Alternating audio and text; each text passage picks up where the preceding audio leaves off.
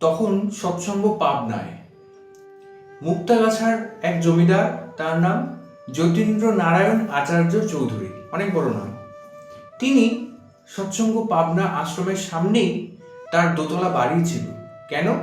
তিনি নিজে ছিলেন একজন বিশাল বড় জমিদার। তার যারা কাজের লোক তাদেরকে নিয়ে তিনি ওই দোতলা বাড়িতে এসে থাকতেন এবং শ্রী শ্রী ঠাকুরের চরণাশ্রিত ঠাকুরের সেবা করতে তিনি আসতেন। এবারে একদিন এমন হলো, তিনি ঠাকুরের কাছে এসেছেন যে আগে ঠাকুর, আমার একটা কোর্ট কেস রয়েছে, আমি যদি আজকে না যাই আমার অনেক টাকার ক্ষতি হয়ে যাবে। শ্রী শ্রী ঠাকুর তখন বলছেন, আজকে না গেলে নয় যতীনদা, আজকে না গেলে নয়। না ঠাকুর, আপনি না গেলে অনেক বড় ক্ষতি হয়ে যাবে।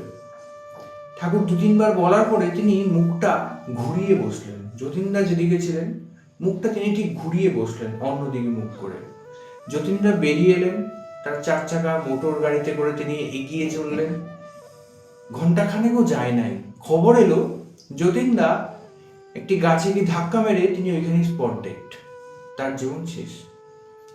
শেষে ঠাকুরের কাছে জানা হলো তিনি খুব কষ্ট পেলেন, খুবই কষ্ট পেলেন। শেষে ঠাকুরের পরবর্তীকালে তিনি বললেন, ভক্তরা তো জিজ্ঞেস করছে, আগে ঠাকুর আপনি তো সব জানতেন যে যতীনদা চলে যাবেন, এই এই ঘটনা ঘটতে পারে।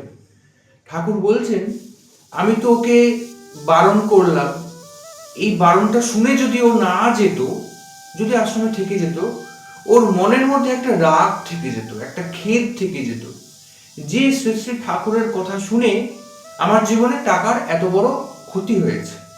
কিন্তু এখানে কি হলো, ঠাকুর বারণ করলেন, সেটি অমান্য করে যতীনদা যখন চলে গেলেন, সেই পরজন্মে যখন তিনি যতীনদা আবার পরজন্ম পাবেন, তখন যতীনদার মনের মধ্যে একটি, সেই যতীনদার যে সোলটা, তার মনের মধ্যে একটি কথা থাকবে, স্মৃতিবাহী চেতনার মাধ্যমে তিনি এটা মনে রাখবেন যে আমি আমার গুরুর কথা না শুনে আগের জন্মে এইভাবে আমি ভুগেছিলাম। তাই আমাদেরকে তার কথা মেনেই চলতে হবে, নচেত হবে না। জয় গুরু।